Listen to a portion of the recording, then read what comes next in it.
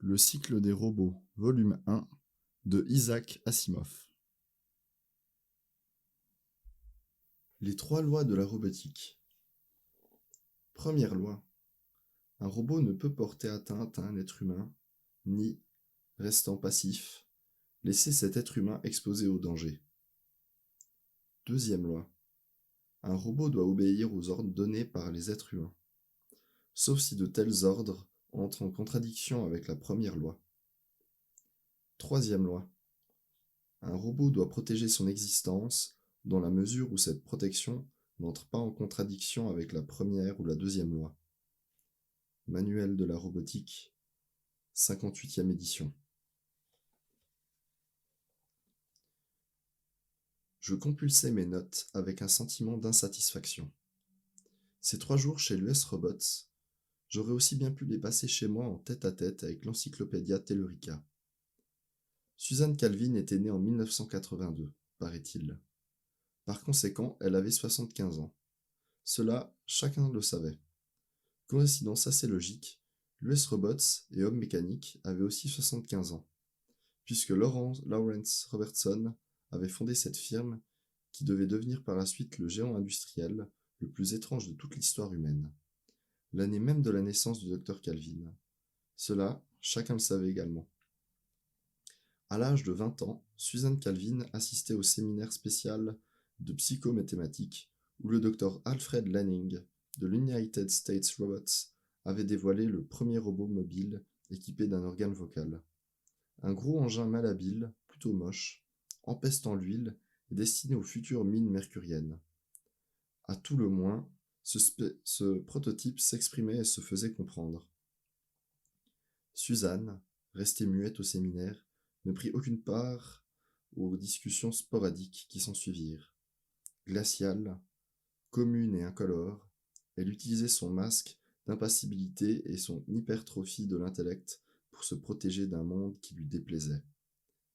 Mais si elle ne disait mot, elle observait et écoutait, se sentant monter en elle un froid enthousiasme. Elle obtint sa licence à Columbia en 2003 et entama ses études de 2e cycle en cybernétique. Robertson et ses réseaux cérébraux positroniques avaient chamboulé tous les progrès accomplis sur les calculateurs durant la deuxième moitié du XXe siècle. Les kilomètres de relais et de photocellules avaient laissé la place aux globes spongieux de platine iridium de la taille d'un cerveau humain. Suzanne apprit à calculer les paramètres nécessaires pour déterminer les variables possibles au sein du cerveau positronique, à construire sur le papier des cerveaux de telle sorte qu'on puisse prévoir avec précision leurs réactions à des stimuli donnés. En 2008, son doctorat en poche, elle rejoignit l'US Robots comme robot-psychologue, devenant ainsi le premier grand spécialiste d'une science nouvelle. Lawrence Robertson demeurait président de la société. Alfred Lanning occupait désormais le poste de directeur des recherches. 50 années durant, elle vit le progrès humain changer de direction, à pas de géant. À présent, elle allait prendre sa retraite, dans la mesure du possible. En pratique, elle avait permis qu'on inscrive le nom de son remplaçant sur la porte du bureau qu'elle occupait précédemment. Voilà pour l'essentiel les éléments dont je disposais. Je possédais la liste des articles publiés par elle, des brevets souscrits en son nom et le détail chronologique de ses promotions.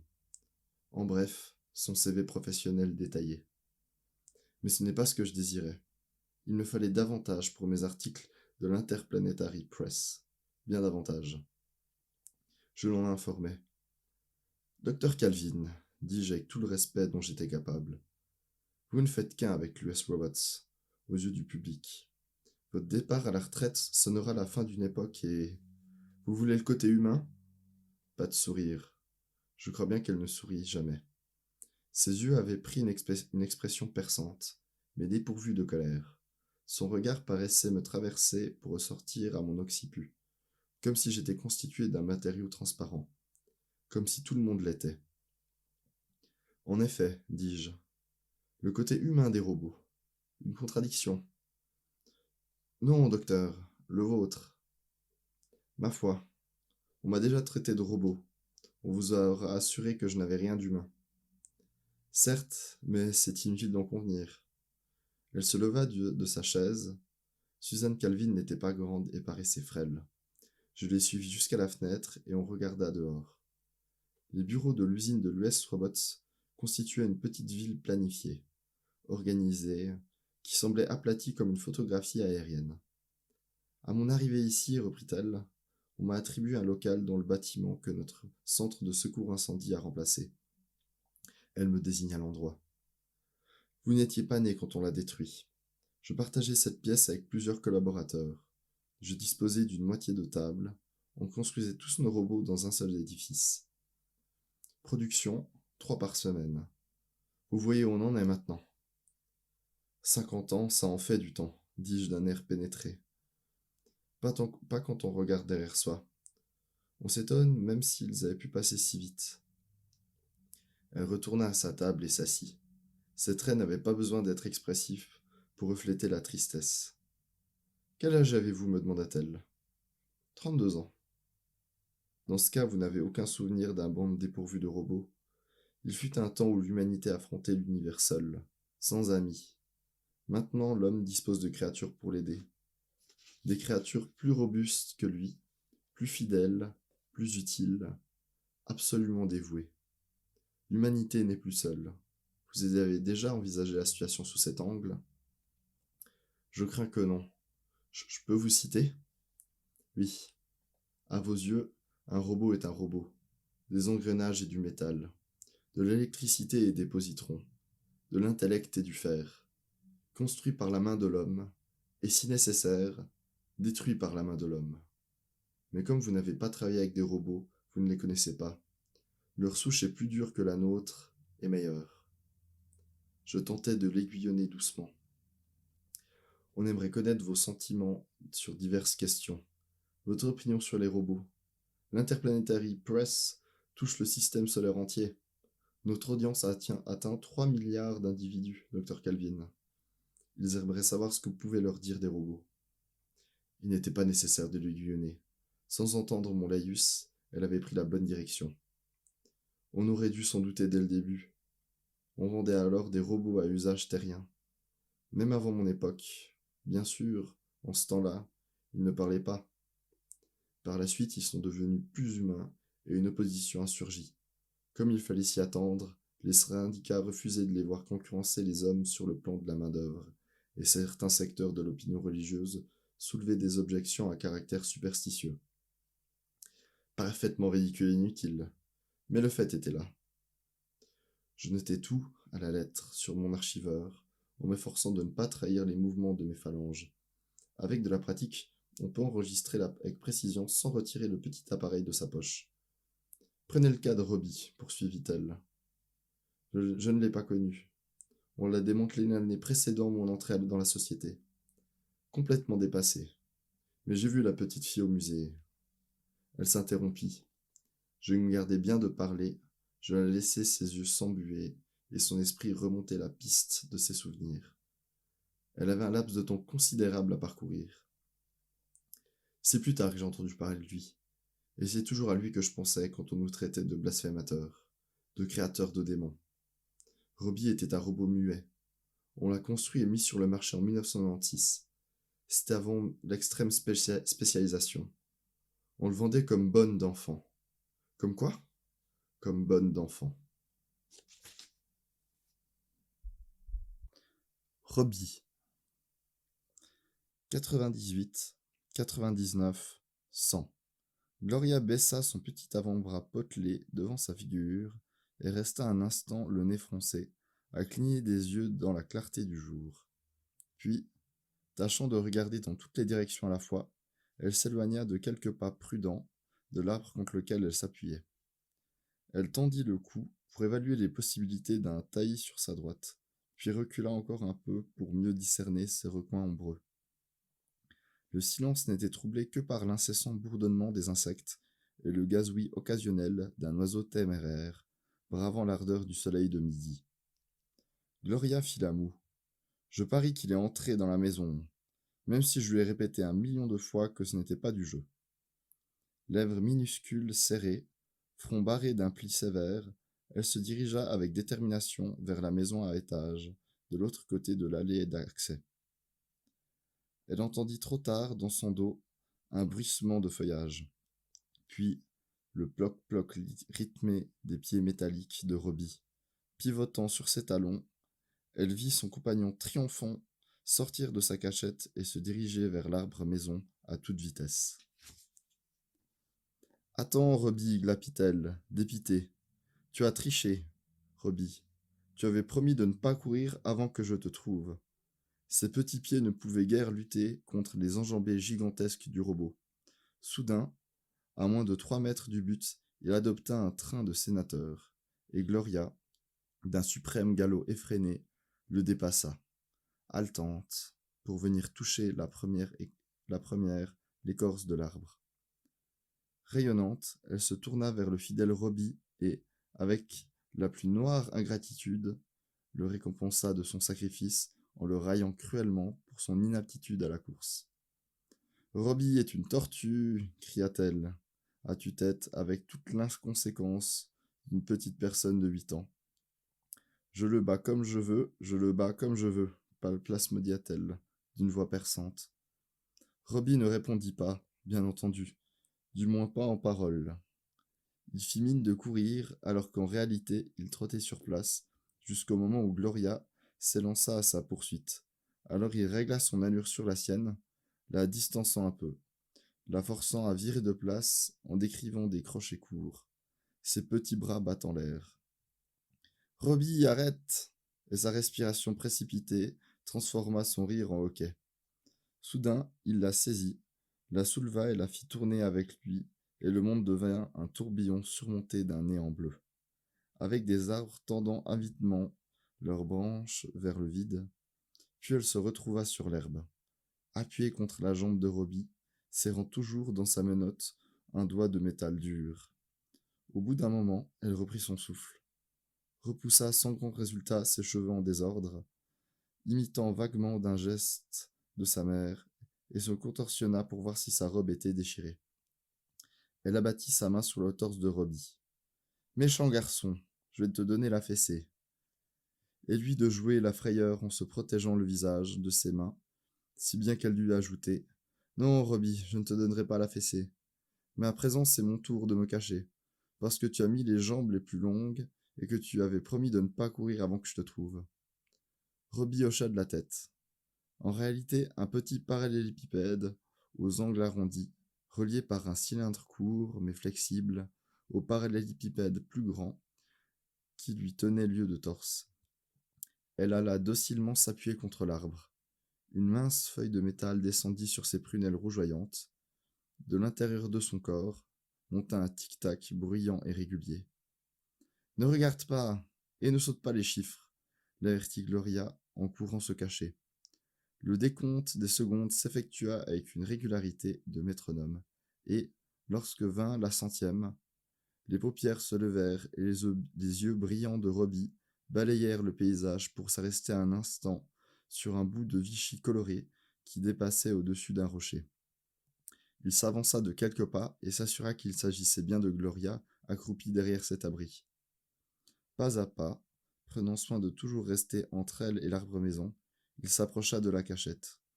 Une fois la fillette en pleine vue et dans l'impossibilité de prétendre qu'elle n'était pas découverte, il tendit un bras vers elle, claquant l'autre contre sa jambe pour la faire résonner.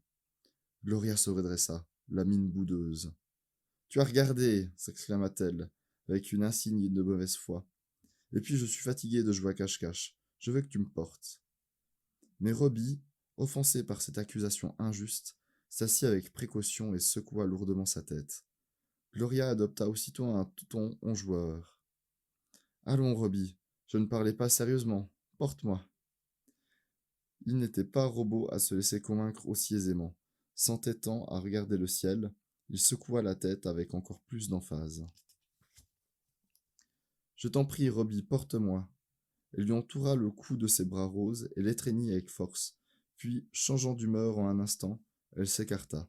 « Si tu ne veux pas, je vais pleurer. » Et son visage se crispa en une grimace lamentable. Robbie, au cœur dur, ne se laissa pas émouvoir par cette affreuse éventualité et secoua la tête une troisième fois. Gloria jugea nécessaire de jouer sa carte maîtresse. « Si tu ne veux pas, s'écria-t-elle, je ne te raconterai plus d'histoire. C'est tout, plus une seule. » Devant cet ultimatum, il capitula tout de suite, sans condition, hochant la tête avec tant de vigueur que le métal de son cou résonna. Non sans des gestes prudents, il souleva la fillette et la déposa sur ses larges épaules plates. Gloria ravala aussitôt les larmes qu'elle menaçait de verser, et roucoula de plaisir. La peau métallique de Robbie, maintenue à la température constante de 21 degrés par les ressorts à haute résistance répartis dans sa carcasse, était d'un contact agréable, et le magnifique son de cloche fêlée que produisaient les talons de la fillette en tambourinant contre la poitrine du robot était fort enchanteur. « Tu es un croiseur aérien, Robbie, un grand croiseur aérien tout en argent. Écarte les bras à l'horizontale. Il le faut, Robbie, si tu veux être un croiseur aérien. » Elle tourna la tête du robot et se pencha sur la droite. Il s'inclina fortement, et elle équipa le croiseur d'un moteur qui faisait brrr, puis d'armes qui faisaient boum et ch. Des pirates les prirent en chasse, et l'artillerie du croiseur entra en action. Les pirates tombaient en pluie. « J'en ai eu un, et encore deux, cria-t-elle. Ensuite, « Plus vite, messieurs, dit-elle, la mine sévère. Nos munitions commencent à s'épuiser. » Elle visa par-dessus son épaule avec un courage indomptable, et Robbie était un navire spatial fonçant dans le vide au maximum d'accélération. Il galopait à travers le pré, droit vers le carré d'herbe, haut à l'autre extrémité, lorsqu'il stoppa avec une brusquerie qui arracha un cri à la jeune Amazone aux joues empourprées, puis la déposa sur un moelleux tapis vert. Gloria haletait, avec, par intermittence, des murmures excités. C'était super. Robbie attendit qu'elle ait repris son souffle pour tirer gentiment sur l'une des mèches de cheveux de la fillette. « Tu veux quoi ?» fit-elle, les yeux agrandis par une candeur apparemment sans artifice, qui ne trompa nullement son énorme nurse. Il tira plus fort sur la mèche. « Oh, j'y suis. Tu veux que je te raconte une histoire ?» Il hocha vivement la tête. « Laquelle ?» Robbie décrivit un demi-cercle dans l'air avec un seul doigt. « Encore ?» protesta Gloria. « Je t'ai déjà raconté Cendrillon au moins 1 million de fois. Tu n'en as pas assez, c'est un conte pour bébé. Nouveau demi-cercle. » D'accord. Elle prit un air inspiré, se repassa mentalement les détails du conte, ainsi que plusieurs ajouts de son cru, d'un nombre d'ailleurs conséquent, et commença. « Tu es prêt ? Bon, il était une fois une belle petite fille qui s'appelait Cendrillon. Elle avait une belle-mère terriblement cruelle, 2 belles-sœurs très laides, tout aussi cruelles, et elle atteignait le point culminant de son récit. Aux 12 coups de minuit, chaque chose reprenait son aspect banal et quotidien. Robbie écouta avec passion, les yeux brûlants, lorsqu'elle fut interrompue. « Gloria !» C'était la voix haut perchée d'une femme qui venait d'appeler non pas une fois, mais plusieurs. Et on discernait la nervosité d'une personne chez qui l'anxiété prenait le pas sur la patience. « Maman m'appelle, dit la fillette, un peu inquiète. Je crois bien que tu ferais de me ramener à la maison, Robbie. » Il obéit avec célérité. Quelque chose en lui estimait qu'il devait obéir à Madame Weston sans le moindre soupçon d'hésitation. Le père de Gloria passait le plus souvent la journée hors de la maison, sauf le dimanche, comme aujourd'hui. Mais quand il était là, il se montrait enjoué et compréhensif. La mère de Gloria, par contre, le mettait mal à l'aise et il avait tendance à fuir sa présence. Madame Weston les aperçut dès qu'ils se redressèrent au-dessus du rideau d'herbe haute et se retira dans la maison pour les attendre. « Je me suis égosillée à t'appeler, Gloria, dit-elle sévèrement. Où étais-tu donc ? » J'étais avec Robbie, balbutia la fillette. Je lui racontais Cendrillon et j'ai oublié que c'était l'heure du dîner. Ma foi, dommage qu'il n'ait pas eu plus de mémoire, comme si cette réflexion lui rappelait la présence du robot. Vous pouvez disposer, Robbie. Elle n'a plus besoin de vous pour le moment, et ne vous avisez pas de revenir avant que je vous appelle, ajouta-t-elle d'un ton brusque. Robbie se détourna pour obéir, mais il hésita. Gloria prenait sa défense. « Attends, maman, laisse-le rester. Je n'ai pas fini de lui raconter Cendrillon. Je lui avais promis de lui raconter Cendrillon et je n'ai pas fini. Gloria, je t'assure, maman, il sera si sage que tu ne sauras même pas qu'il est là. Il va s'asseoir bien gentiment sur la chaise dans le coin, et il ne dira pas un mot. Je veux dire qu'il ne bougera pas. Hein, Robbie? Il hocha sa tête massive. Gloria, si tu n'arrêtes pas tes simagrées, tu ne le reverras pas de la semaine. La fillette baissa les yeux. D'accord, mais Cendrillon est l'histoire qu'il préfère, et je ne l'ai pas finie. Et il l'aime tellement. Le robot s'éloigna d'un pas désolé. Gloria étouffa un sanglot.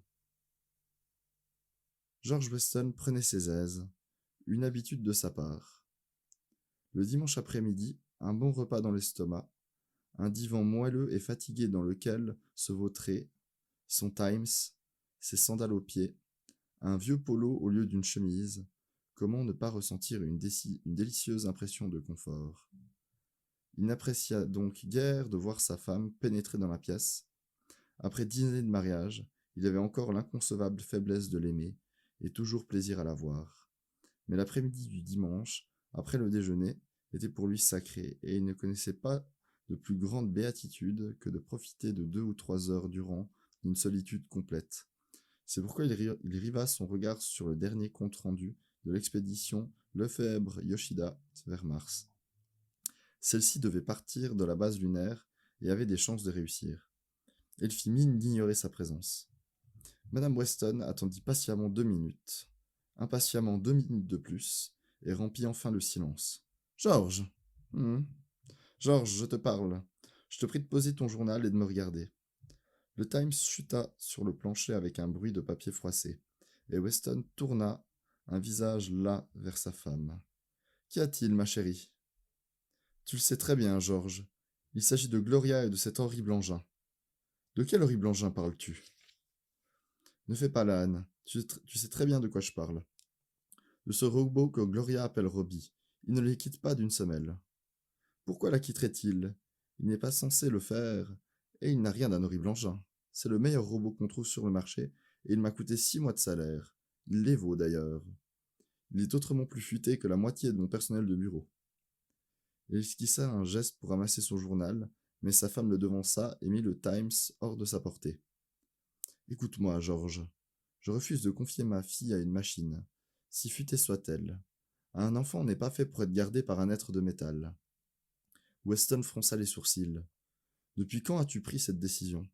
Il y a 2 ans il y a 2 ans qu'il côtoie Gloria, et je ne t'avais jamais vu t'en inquiéter. Au début, c'était différent. L'attrait de la nouveauté, ça me soulageait de mon travail, et puis c'était à la mode. À présent, je ne sais plus. Les voisins... Les voisins ? Qu'ont-ils à voir là-dedans ? Écoute-moi bien, un robot est infiniment plus digne de confiance qu'une nounou humaine. On a construit Robbie dans un seul but, servir de compagnon à un petit enfant. Sa mentalité tout entière est conçue pour ça. Il ne peut qu'être fidèle, aimant et gentil. C'est une machine, il est fait ainsi. On ne pourra jamais en dire autant des humains. Mais il pourrait se produire un incident. Madame Weston n'avait qu'une vague idée des organes internes d'un robot. Une pièce qui prend feu, l'horrible engin qui perd la tête et... Elle ne put se résoudre à mener son idée jusqu'à son évidente conclusion. Impossible, déclara Weston, avec un frisson involontaire. Totalement ridicule. On a eu une longue discussion, quand on a acheté Robbie, sur la première loi de la robotique.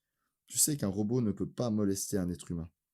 Tout dommage qu'il pousserait à enfreindre la première loi, le mettrait hors service bien avant. Une simple impossibilité mathématique.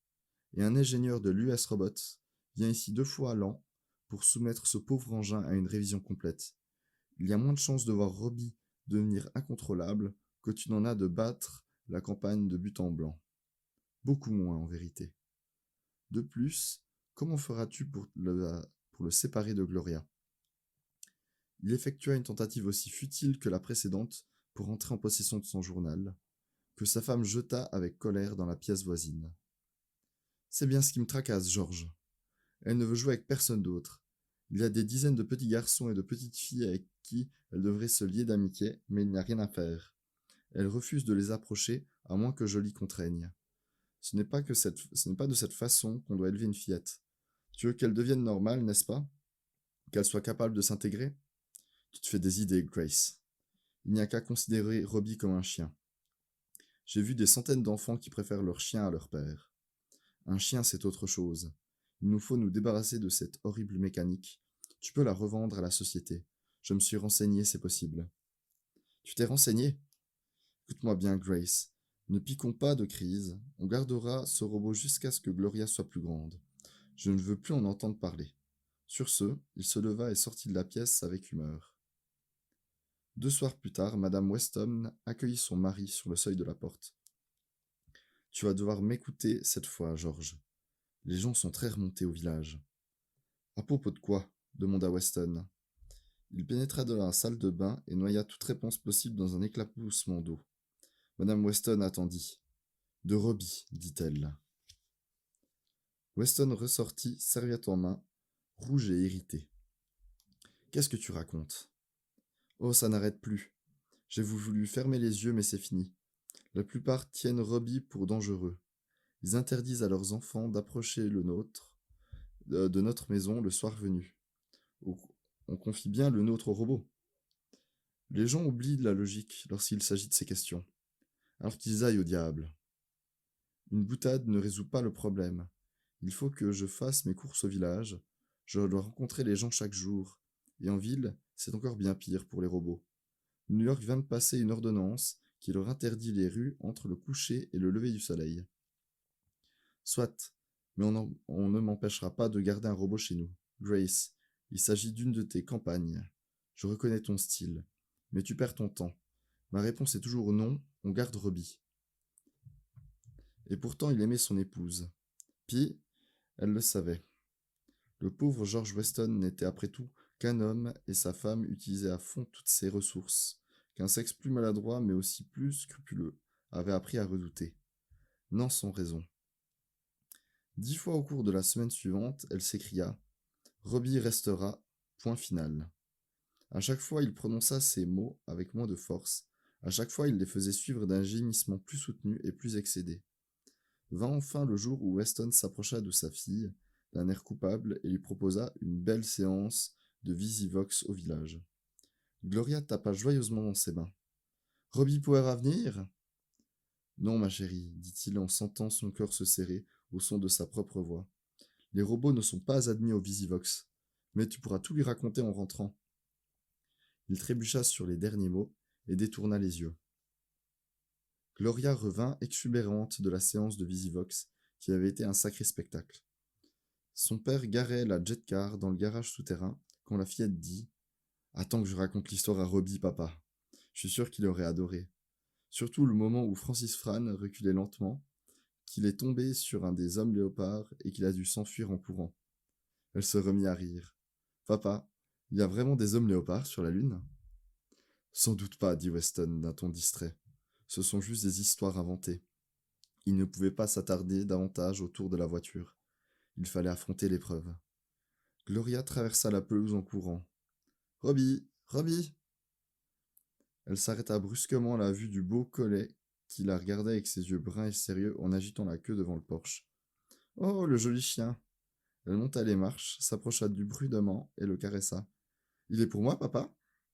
Sa mère était venue les rejoindre. « Oui, c'est pour toi, Gloria. N'est-il pas mignon avec son poil doux et soyeux? Il est très gentil, il adore les petites filles. Il sait jouer? Bien sûr, il connaît tout un tas de tours. Tu aimerais en voir quelques-uns? Tout de suite. J'aimerais que Robbie la voie aussi. Robbie! Elle s'immobilisa, prise d'incertitude et fronça les sourcils. Je suis sûr qu'il reste dans sa chambre pour me punir de ne pas l'avoir emmené à la séance de Visivox. Il faudrait que tu lui expliques, papa. Il pourrait ne pas me croire, mais si c'est toi qui lui parles, il saura que c'est vrai. Weston serra les lèvres. Il tourna sa tête vers sa femme, mais ne put croiser son regard. Gloria fit volte-face et descendit les marches du sous-sol en criant « Robbie, viens voir ce que papa et maman ont apporté. Ils m'ont fait un cadeau d'un chien. Robbie !» Au bout d'une minute, elle revenait tout effrayée. « Maman, Robbie n'est pas dans sa chambre. Où est-il » Pas de réponse. Georges toussa et se laissa soudain fasciné par un nuage errant. La voix de Gloria trembla au bord des larmes. « Où est Robbie, maman ?» Madame Weston s'assit et attira doucement à elle la petite fille. « Ne sois pas triste, Gloria. Robbie est parti, je crois. Parti? Où ça? Où est-il parti, maman? Nul ne le sait, ma chérie. Il est parti, on a cherché, cherché, mais sans résultat. Alors il ne reviendra jamais? Ses yeux s'écarquillaient d'horreur.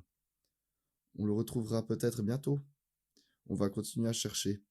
En attendant, tu peux jouer avec ton gentil chien-chien, regarde-le. Il s'appelle Éclair et il... Les yeux de Gloria débordaient. Je ne veux pas de ce sale chien. Je veux Robbie. Je veux que vous retrouviez Robbie. Son chagrin devint trop fort pour s'exprimer en mots, et elle se répandit en cris stridents.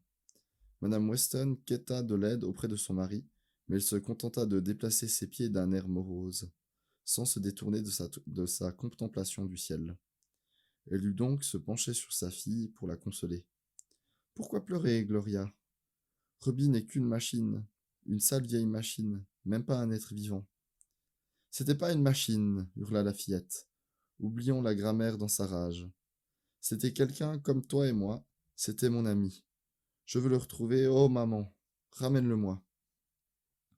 Sa mère poussa un gémissement, qui était un aveu de défaite, et abandonna Gloria à son chagrin. Laisse-la pleurer un bon coup, conseilla-t-elle à son mari. Les chagrins d'enfant ne durent jamais bien longtemps. Dans quelques jours, elle aura oublié jusqu'à l'existence de cet affreux robot. Mais le temps prouva que Madame Weston était un peu trop optimiste. Gloria cessa bien de pleurer, mais aussi de sourire.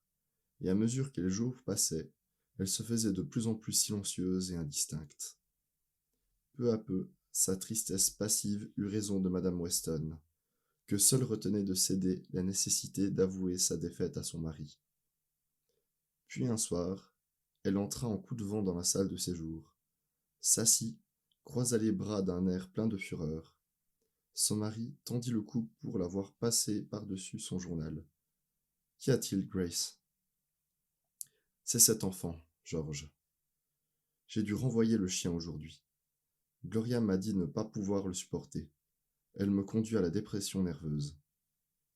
Weston reposa son journal, et une lueur d'espoir illumina ses yeux. On pourrait peut-être faire revenir Robbie. C'est possible, tu sais.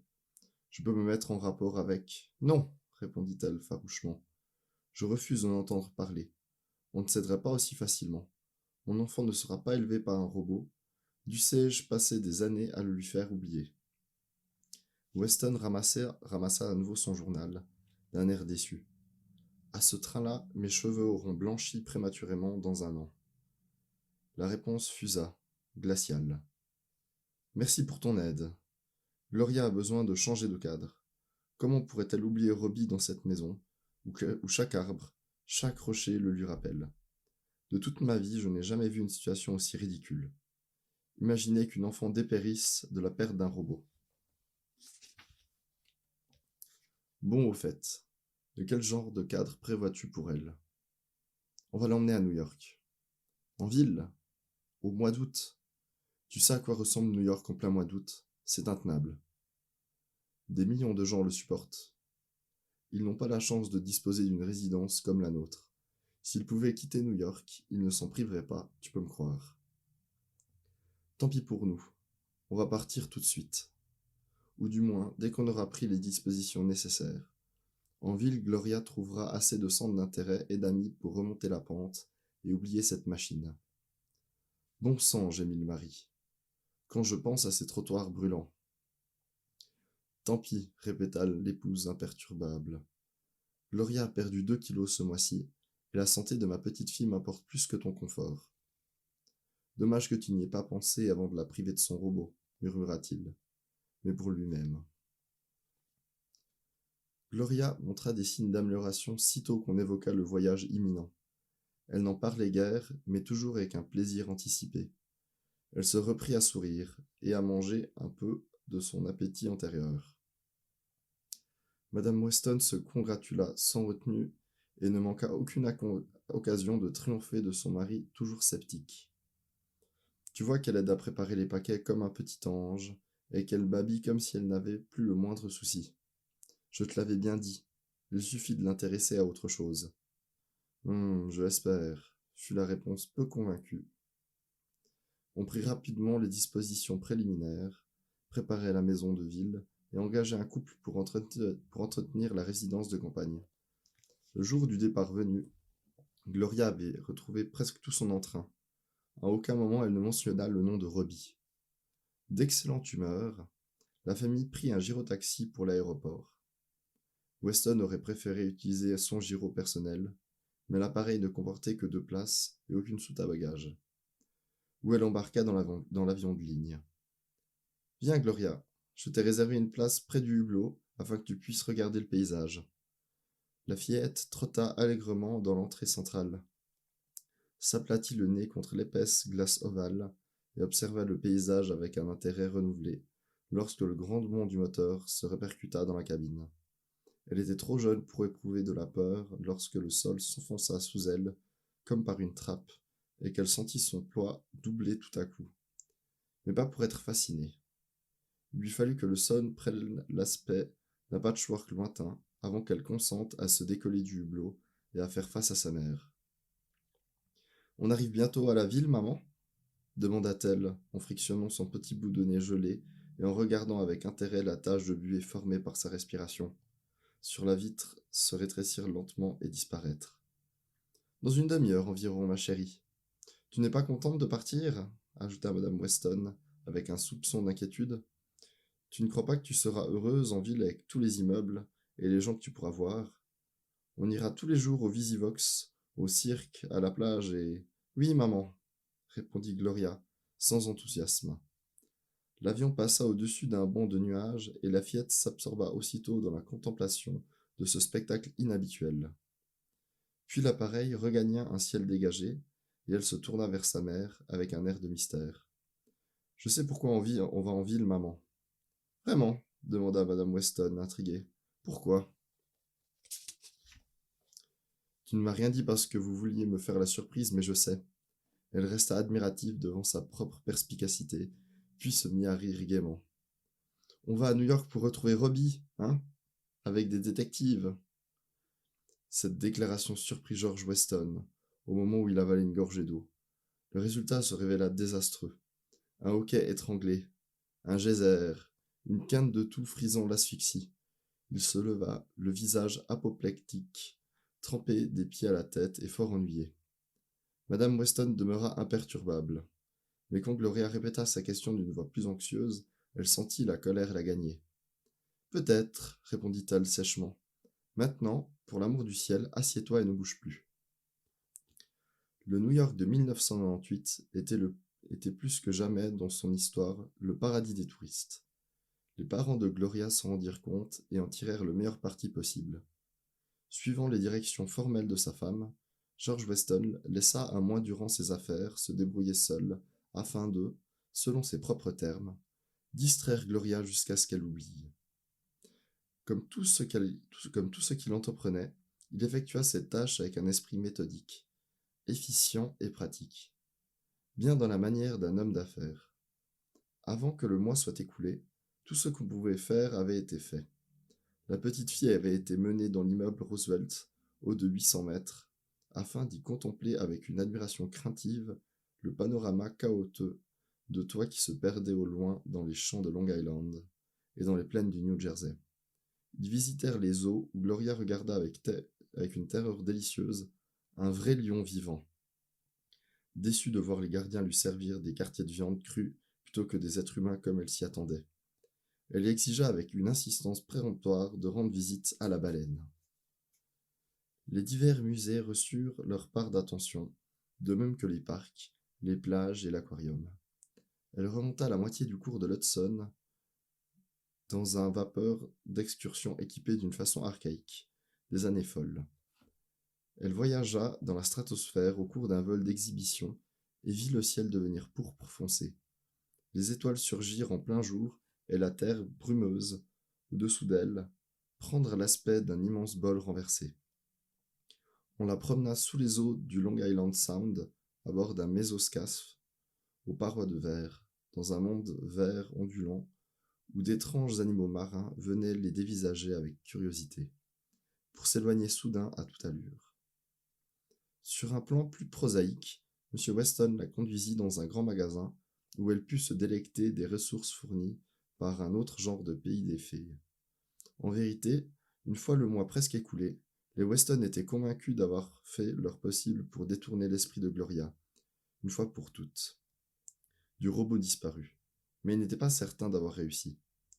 Le fait demeurait que, en tout lieu visité, elle faisait montre d'intérêt le plus intense envers chaque robot qui se trouvait là. Si captivant que soit le spectacle sous ses yeux, si nouveau qu'il soit pour ses jeunes années, elle s'en détournait sans délai si elle avait surpris du coin de l'œil l'éclair d'un mouvement métallique. Madame Weston veilla dès lors soigneusement à lui éviter la présence de tout robot. Le drame atteignit son point culminant au musée de la science et de l'industrie, lequel avait annoncé un programme spécial qui présentait des tours de magie scientifiques mis à portée de main des enfants, des esprits enfantins.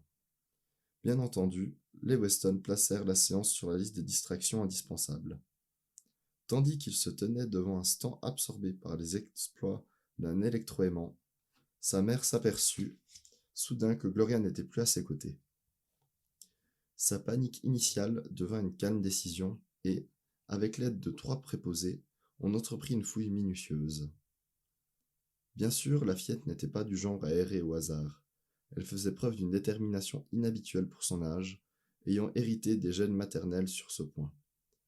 Une pancarte gigantesque, portant l'inscription « Robot parlant » et une flèche avait attiré son attention. Ayant déchiffré les 2 mots à mi-voix et remarqué que ses parents ne semblaient guère disposés à prendre la bonne orientation, elle adopta la seule décision logique. Elle guetta le moment opportun et, lorsqu'elle vit ses parents plongés dans leur contemplation, elle se libéra calmement et suivit la direction indiquée. Le robot parlant constitue un tour de force, un dispositif dénué de toute utilité pratique et n'ayant qu'une valeur publicitaire. Une fois par heure, un groupe emmené par un guide s'arrêtait devant et posait à l'ingénieur préposé des questions chuchotées. Celles dont l'ingénieur estimait qu'elles convenaient au circuit de la machine étaient transmises au robot parlant. Cela n'avait rien de très passionnant. Il peut être utile de savoir que le carré de 14 est 196, la température ambiante de 22,2 degrés, la pression de l'air de 762 mm de mercure, le poids atomique du sodium de 23, mais on n'a pas besoin d'un robot pour ça. Surtout, il n'est pas nécessaire de posséder une base immobile et peu maniable de fils et tambours s'étendant sur 25 mètres carrés pour obtenir de tels résultats. Peu de gens prenaient la peine de poser une seconde question, mais une fille de 15 ou 16 ans attendait calmement sur un banc la réponse à une troisième. Elle se trouvait seule dans la pièce lorsque Gloria y pénétra. Cette dernière ne lui accorda pas un regard. À ses yeux, en cet instant, un autre être humain constituait un article dénué d'intérêt. Seul le gros machin pourvu de roues retenait son attention. Elle hésita, déconcertée. L'engin ne ressemblait à aucun robot qu'elle ait vu. Timidement, elle éleva son petit filet de voix tremblotant. « S'il vous plaît, monsieur le robot, vous êtes le robot parlant ?» Elle n'en était pas très sûre, mais il lui semblait qu'un robot capable de s'exprimer en paroles était digne du plus grand respect. L'adolescente opta une expression de concentration intense, saisit un calepin et se mit à griffonner. Un bruit d'engrenage bien huilé retentit, et une voix au timbre mécanique prononça des mots qui manquaient à la fois d'accent et d'intonation. « Je suis le robot qui parle. » Gloria le regarda d'un air triste. Il parlait, oui, mais le son provenait d'on ne savait où. Il n'y avait aucun visage auquel s'adresser. « Vous pouvez m'aider, monsieur le robot ?» Le robot parlant était conçu pour répondre à des questions, mais on ne lui avait posé que des questions auxquelles il pouvait répondre. Il avait donc tout à fait conscience en ses capacités. « Je peux vous aider. »« Merci, monsieur le robot. Vous avez vu Robbie ?»« Qui est Robbie ?»« C'est un robot, monsieur le robot. » Elle se hissa sur la pointe des pieds. « Il fait environ cette taille, monsieur le robot, et un peu plus même. Et il est très gentil. Il a une tête, vous savez. Je veux dire que vous n'en avez pas, mais lui si, monsieur le robot. » Le robot parlant se trouvait quelque peu dépassé. « Un robot ? » ?»« Oui, monsieur le robot. Un robot comme vous, sauf qu'il ne parle pas, bien sûr, et qu'il ressemble à une vraie personne. Un robot comme moi. Oui, monsieur le robot. À quoi le robot parlant ne répondit que que par un vague gargouillis et quelques bruits incohérents. Le terme générique qui envisageait son existence, non pas en tant qu'objet particulier, mais en tant que membre du groupe, dépassait son entendement. En toute loyauté, il s'efforça d'intégrer le concept. L'opération grilla une demi-douzaine de ressorts, de petits signaux d'alarme se mirent à grésiller. La jeune adolescente quitta la salle à ce moment précis. Elle avait pris assez de notes pour que son essai de physique, les aspects physiques des robots, cet article de Suzanne Calvin, fut le premier d'une longue série sur le même sujet. Gloria attendait encore, avec une impatience soigneusement dissimulée, la réponse de la machine à sa question, lorsqu'elle entendit un cri derrière elle. « La voici !» C'est la voix de sa mère. « Qu'est-ce que tu fabriques là, vilaine ?» s'écria madame Weston, dont l'anxiété se muait déjà en colère. « Tu sais que nous a fait mourir de peur ? Pourquoi t'es-tu enfui ?» L'ingénieur préposé au robot venait à son tour d'entrer dans la pièce, en s'arrachant les cheveux, et tensait la foule aussitôt rassemblée, en demandant qui avait touché la machine. « Il n'y a personne parmi vous qui sache lire, hurlait-il. Nul n'a le droit de pénétrer dans cette salle sans être accompagné. Gloria haussa sa voix consternée au-dessus du tumulte. « Je ne suis venue ici que pour voir le robot parlant, maman. J'ai pensé qu'il saurait peut-être où se trouve Robbie, parce que ce sont tous les deux des robots. » Comme le souvenir de Robbie s'imposait tout à coup, une crise de larmes la saisit. « Et il faut que je retrouve Robbie, maman. Il le faut. » Madame Weston s'étouffa un cri. « Oh, juste ciel. Rentrons, George, je n'en peux plus. » Le soir venu, George Weston s'absenta pendant plusieurs heures. Le lendemain matin, il s'adressa à sa femme avec une expression qui ressemblait beaucoup à une satisfaction complaisante. « Il m'est venu une idée, Grace. »« À quel sujet ?» s'enquit-elle d'un ton morne et sans manifester le moindre intérêt. « Celui de Gloria. »« Tu ne vas pas me proposer de racheter ce robot, j'espère. » »« Non, bien sûr que non. »« Dans ce cas, je t'écoute. Rien de ce que j'ai fait n'a donné le moindre résultat. » Bon, voici le fruit de mes réflexions. Tout le mal vient de ce que Gloria tient Robbie pour une personne et non pour une machine. Donc elle ne parvient pas à l'oublier. Or, si on arrivait à la convaincre que ce n'est qu'un magma de fer et de cuivre, sous forme de plaques et de fils, avec de l'électricité pour lui donner vie, je me demande combien de temps duraient ses regrets. L'offensive psychologique, tu me suis ? Comment comptes-tu t'y prendre ? Rien de plus simple. Où crois-tu que j'étais hier soir ? J'ai persuadé Robertson, de l'US Robots et Homme Mécanique, de nous offrir une visite complète de l'usine dès demain. On enfoncera dans la tête de Gloria qu'un robot n'est pas un être vivant. Les yeux de Madame Weston s'arrondirent peu à peu. Une lueur brilla dans son regard qui évoquait fort une admiration soudaine. « George, c'est une excellente idée. » Et les boutons de veste de George Weston de se tendre aussitôt. « Je n'en ai jamais d'autres, dit-il modestement. Monsieur Struthers était un directeur général consciencieux, avec une propension naturelle au bavardage. Combinaison le menant à agrémenter la visite de commentaires. Surabondant. Néanmoins, Madame Weston ne manifesta aucun ennui. Elle alla même jusqu'à l'interrompre plusieurs fois pour lui demander de répéter ses explications en des termes plus simples, accessibles à un enfant de l'âge de Gloria. Aiguillonné par cette juste appréciation de ses talents de narrateur, M. Struthers s'épanouit et devint encore plus verbeux, si possible. George Weston lui-même donnait des signes d'une impatience croissante. « Pardonnez-moi, monsieur Struthers, dit-il, interrompant une conférence sur la cellule photoélectrique. N'y a-t-il pas un secteur de votre usine où on utilise uniquement la main-d'œuvre robot ? Hein ? Oh oui !» Il sourit à l'adresse de madame Weston. « D'une certaine manière, c'est un cercle vicieux. Des robots qui créent d'autres robots. On se garde de généraliser la méthode, bien entendu. D'abord, les syndicats ne nous le permettraient jamais, mais on peut produire quelques unités en faisant appel exclusivement à de la main-d'œuvre robot. Un genre d'expérience scientifique. Voyez-vous, il ponctua son discours en se frappant la paume de son pince-nez. Ce dont les syndicats ne se rendent pas compte et je dis cela en homme qui a toujours manifesté une grande sympathie au mouvement ouvrier en général, c'est que l'avènement du robot, tout en semant quelques perturbations au début dans la répartition du travail, finira inévitablement. Oui, Struthers, dit Weston, mais pourrait-on voir le secteur en question? Ce serait très intéressant, je parie. Mais oui, certainement. Monsieur Struthers replaça son pince-nez à l'endroit adéquat d'un geste convulsif, et laissa s'échapper une petite toux déconfite. Suivez-moi, je vous en prie. Il observa un mutisme relatif en guidant les visiteurs le long d'un interminable couloir et d'un escalier dont il descendit les marches le premier.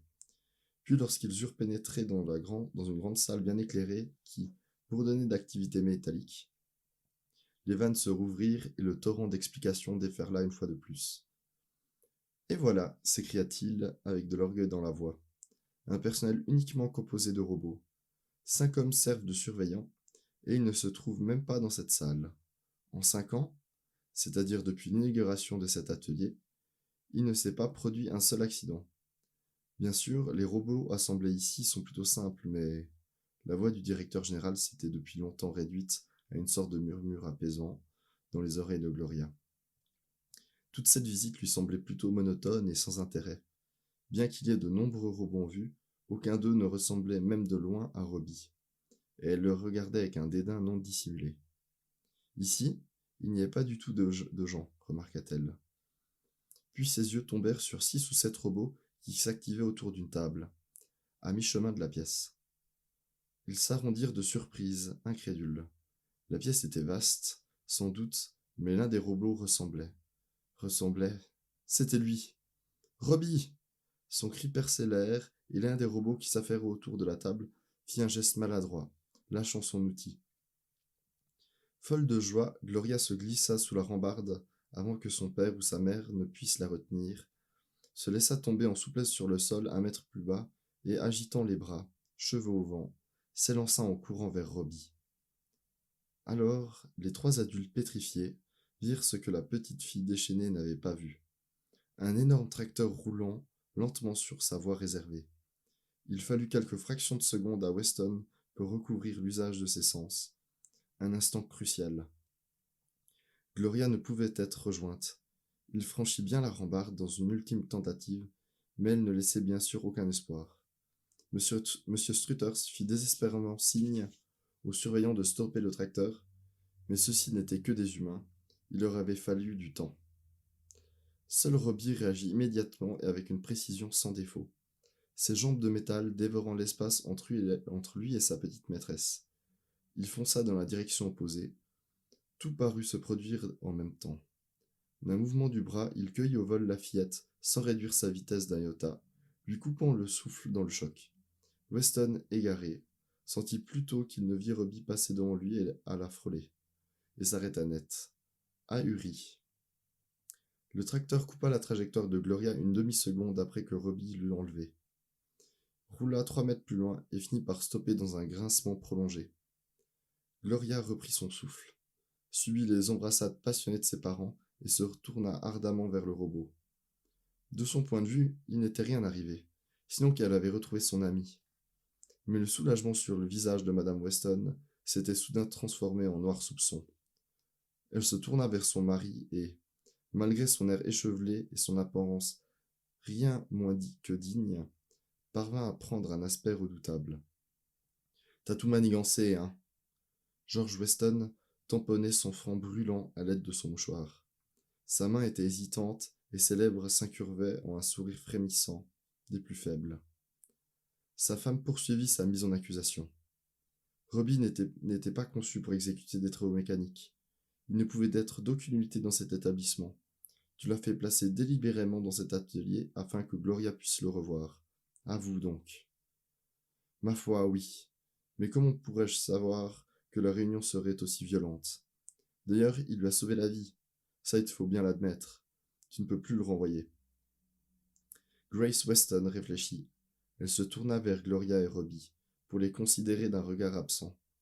La fillette entourait le cou du robot d'une étreinte qui aurait asphyxié toute créature non métallique, et babillait avec frénésie des mots sans suite. Les bras de Robbie, en acier nickel-chrome, capable de transformer un bretzel en une barre d'acier de 5 mm de diamètre. La tenait doucement, affectueusement, et ses yeux brillaient d'un rouge profond, très profond. Ma foi, dit-elle. Enfin, j'imagine qu'il pourra rester avec nous jusqu'au jour où la rouille l'emportera. Suzanne Calvin haussa les épaules. Bien entendu, il n'en a rien été. Ça se passait en 1998. Dès 2002, on avait mis son successeur au point. Le robot parlant mobile a relégué à la case tous les robots muets, tous les modèles muets, et fait déborder le vase pour les opposants aux robots. La plupart des gouvernements ont interdit leur usage sur Terre, sauf à des fins de recherche scientifique entre 2003 et 2007. Si bien que Gloria dut finir par renoncer à son cher Robbie. Je le crains. Mais la séparation a dû être plus facile à 16 ans qu'à 8. Néanmoins, c'était là qu'une attitude stupide et injustifiée de la part de l'humanité. L'US Robots a connu ses pires difficultés financières à l'époque où j'y suis entré, en 2007. Au début, j'ai bien cru que mon emploi serait supprimé au bout de quelques mois, mais c'est alors qu'on a développé le marché extraterrestre. Et dès lors, vous étiez tiré d'affaire? Pas tout à fait. On a d'abord tâché d'adapter les modèles dont on disposait, ces premiers modèles parlants, entre autres. 3,50 m de haut, très frustres, et ils ne valaient pas grand-chose. On les a expédiés sur Mercure, où ils devaient aider à construire une station minière, mais ça a été un échec. Je levai les yeux surpris. Vraiment? Pourtant, les mines mercuriennes sont une firme qui vaut des milliards de dollars. À présent, oui. C'est la seconde tentative qui a réussi. Si vous voulez des détails sur cette opération, jeune homme, je vous conseille d'aller voir Gregory Powell, en collaboration avec Michael Donovan. Il a résolu nos problèmes les plus épineux des années 2010 et 2020. Il y a des lustres que je n'ai pas eu de nouvelles de Donovan, mais Powell vit ici même, à New York. Il est grand-père, une idée à laquelle j'ai eu de la peine à m'habituer. Je le vois toujours plutôt jeune. Bien sûr, je l'étais aussi. J'essayais de l'amener à poursuivre. Si vous voulez bien me donner les grandes lignes, docteur Calvin, je demanderai à M. Powell de compléter par la suite, ce que je fis plus tard. Elle étendit ses mains fines sur la table et les regarda. Il y a 2 ou 3 exemples que je connais un peu. Commençons par Mercure, suggérai-je. Soit. La seconde expédition doit remonter à 2015. Elle avait un but exploratoire et se trouvait financée en partie par l'US Robots et en partie par les minéraux solaires. Elle comprenait un robot d'un modèle nouveau, encore expérimental, accompagné de Gregory Powell et Michael Donovan.